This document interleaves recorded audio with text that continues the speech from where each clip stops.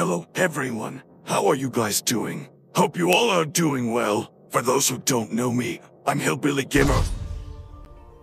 Skip. Today's video is a partial list of childhood games I loved playing as a kid. In my childhood, I had the privilege of playing on a variety of consoles either I owned or a friend got and allowed me to play with or without them. If you don't know what a tier list is, it's a type of ranking of what one person or entity believes is the best or worst out of a group of things. Sorry for the long break. A few things happened during my break. For one thing, I wanted to spend time with my family on the holidays. Merry Christmas and Happy New Year, everyone. Second thing, YouTube has been unfairly striking my channel recently. Wish I didn't get this bullshit, especially on the holidays. Anyways, leave a like if you enjoy. Subscribe if you're new with notifications on all, and let's get into the tier list. First game on my list is Dragon Ball, but okay. Can't remember which one it was, but I played it on the PlayStation 2 and it introduced me to fighting games. Had a lot of fun when playing with friends and it brought us a lot of memories. Think of this person and their friends, and I had my version with my own. Yet, the game itself was below average at worst without friends. So, for now I'm leaving it here.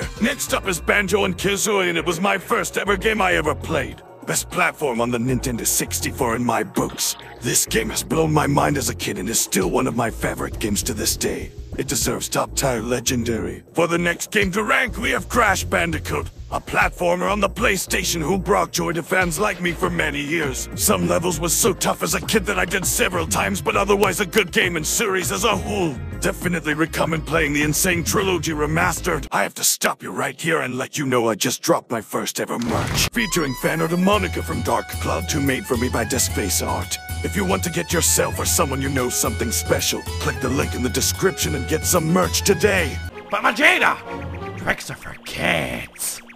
Dark Cloud 2 is up next as the next entry on this list. If you don't include Pokemon, Dark Cloud 2 got me into role-playing games. It's probably the least popular game on this list, but to me it's an absolute diamond in my heart, especially since it has my favorite waifu in it, Monica. All that and its soundtracks are why I'm putting it in Legendary. Here's a snippet of a favorite Dark Cloud 2 track of mine.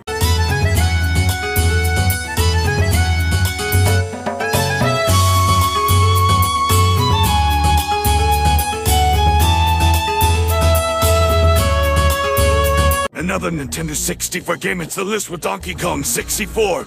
The atmosphere, music, and memorable moments turned into memes got me feeling nostalgia all over again. Oh, banana. I have to give this game up to at least a great rank. Yeah. We got to the San Andreas for this entry and I thought it was fun. This was one of those games I mainly played with friends. Smoke were my favorite character. Looks like you're going to the Shadow Realm, Jimbo. Unlike that Dragon Ball game, this was great with or without friends. I'll have 2 number 9s, a number 9 large. On to the next game on this list, we got Jak and Daxter. Jak and Daxter is one of the games I played the least amount of time on, but it was still fun to play. Wish I could have played more of it. My favorite parts of the game is going berserk and doing the hoverboard races. So, for this list I considered Jak and Daxter on the good game tier. Next up is the PlayStation 2 Mad Den games. I'm wrapping those games up as its own because those were good without greed, really hitting the series with modern day companies. $20 to unlock the next letter, please.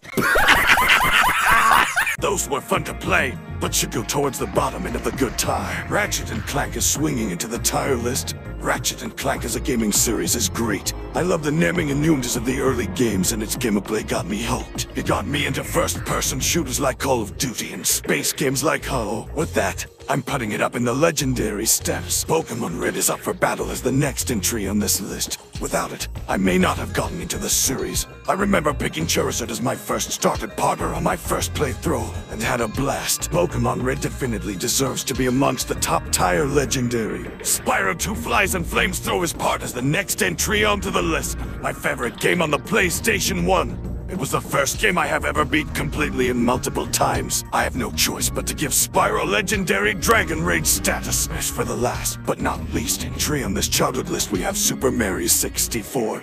The first game I have ever played. It was a great 3D game of its time. If you're looking to try a classic Mario game, check out this one. It deserves a chance up on this spot. And this is my list of childhood games list. Hope you guys have enjoyed the video. Do you agree with any of the spots on this list? If you have any suggestions on what other games should be on this list, leave a comment down below. I'll do part 2 with new games added if this video gets 500 likes. This is Vegeta reminding you to check out the merch link below and heading out to train. Don't want Goku getting too far ahead of me in power. Bye.